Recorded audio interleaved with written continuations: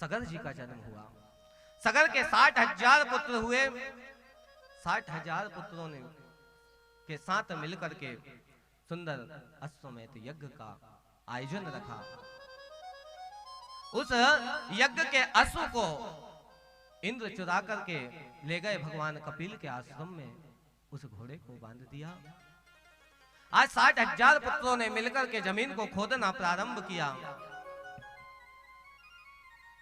कपिल मुनि के आश्रम पे वो घोड़ा मिल गया। 60,000 पुत्रों को लगा कि ये ऋषि कोई ढोंगी है, हमारे यज्ञ का घोड़ा चुरा करके ले आया है और यहाँ पर आंख बंद करके बैठा है। मारने के लिए 60,000 पुत्र आगे बढ़े। भगवान कपिल ने नेत्र खुले और उन्हें नेत्र खुलते से 60,000 पुत्र के शरीर जलकर के भस्म हो गए, राख का ढेर हो गया।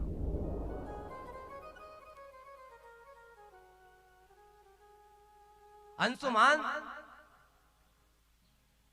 उस यज्ञ के अश्व को लेकर के आया। यज्ञ की पूर्णाहुति हुई। अब उन्हीं के जो वंशज 60,000 हैं, इनको तारने के लिए क्या किया जाए, उनके उद्धार के लिए अंशुमान ने सुंदर तपस्या की गंगा को लाने के लिए, लेकिन कामयाब नहीं हो पाए। उन्हीं के वंश में दिलीप हुए। दिलीप महाराज ने भी बहुत तपस्या की, लेकिन वो भी गंगा जी को लाने के लिए सामर्थ्य नहीं हो पाए। दिलीप के पुत्र भागीरथ जी हुए। इन्होंने भी गंगा अवतरण के लिए बहुत तपस्या की। आज इनकी तपस्या से माता गंगा प्रसन्न हो गई, आकर के दर्शन दिए।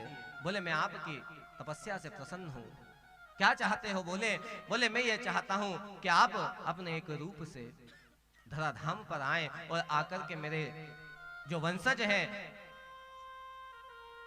मेरे बाबा हैं, उनको तारें।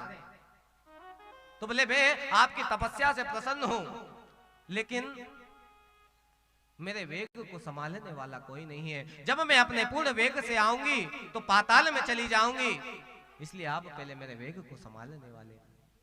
भगवान शंकर की तपस्या करते हैं। भगवान शंकर गंगा के वेग को संभालने के लिए राजी होते हैं। माता गंगा का आवाहन होता है। माता गंगा अपने पूर्ण वेग से पधारती है। इधर भगवान शंकर अपनी जटाओं को खोल करके बैठे हुए हैं। माता गंगा का प्राकट्यकरण हुआ। गंगा महारानी की जय हो। गंगा महारानी भगवान शंकर के मस्तिष्क पे आई। शंकर भगवान ने अपने मस्तिष्क को घुमाया और जटा में ऐसी गंगा जी लपट गई, गंगा जी को पता ही नहीं चला कि कहां से निकलना है। और भगवान शंकर तो तपस्या में बैठे हैं। भागीरथ जी हाथ जोड़ करके खड़े हैं। गंगा जी तो मैंने बुलाई थी कि अपने बाबाओं का उद्धार हो जाए, हमारे पूर्वजों का उद्धार हो जाए, और ये बाबा तो गंगा जी को जटा में ही छुपा करके बैठ गए। भगवान शंकर से प्रार्थना की, प्रभु थोड़ी सी गंगा जी की अगर एक धार भी हमें मिल जाए तो मेरे पूर्वजों का उद्धार हो जाएगा, कृपा कर दीजिए। भगवान शंकर ने अपनी जटा से थोड़ी सी जटा को खोला, जिससे गंगा निकली।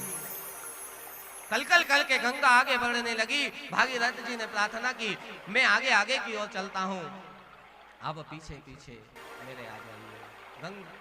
भागीरथ जी अपने रथ पे बैठ करके आगे आगे चल रहे हैं और गंगा पीछे पीछे जा रही है। एक ऋषि तपस्या कर रहे हैं। गंगा की उस कलकलाहट को सुन के उनकी तपस्या में थोड़ा सा विघ्न आया। उन्होंने नेत्र खोल के देखा तो एक छोटी सी उन्होंने आश्रम बनाया था, झुग्गी बनाई हुई थी। वो झुग्गी, वो आश्रम गंगा के वेग में बह गया। देखा,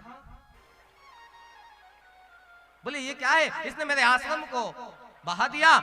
एक अंजलि में गंगा को भरा और पान कर गए। गंगा का पता नहीं चला। अब गंगा मैया तो जाह्नवी ऋषि के पेट में विराजमान हो गई। भगीरथ जी ने पीछे मुड़ के देखा तो गंगा तो दिखाई देती नहीं है। अब जहां तक पानी दिखाई दिया ना, वहां तक लौट करके आए। ऋषि बैठे हुए थे। ऋषि से प्रार्थना की, प्रभु क्या आपने गंगा को देखा है? बोले कौन गंगा? कैसी गंगा? बोले मेरे पीछे पीछे आ रही थी। बोले कैसे? बोले कलकल करती हुई। अच्छा वो पानी जो बह रहा था वो तुम्हारी गंगा है? बोले हाँ हाँ ऋषिवर। क्या आपने देखा? बोले वो तो मैं पी गया। मानो गंगा को ये बताना चाहते हैं कि हमारा भारत देश कितना समर्थशाली है कि जहां पर एक एक ऋषि भी गंगा के पान कर सकता है।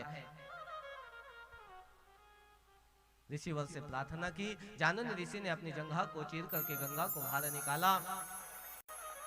गंगा जी कल कल करके आगे बढ़ी, सागर में जाकर के मिल गई जहां पर 60,000 पुत्र थे। उसी वही क्षेत्र को आज गंगा सागर कहते हैं। बोले गंगा महारानी की जय हो, भागीरथी गंगा की जय हो। भागीरथी जी लेकर के आए, इसलिए इनका एक नाम भागीरथी भी पड़ा और एक नाम जानवी ऋषि पी गए थे, इसलिए इनका नाम जानुनी भी पड़ा। श्री राधे। हमारे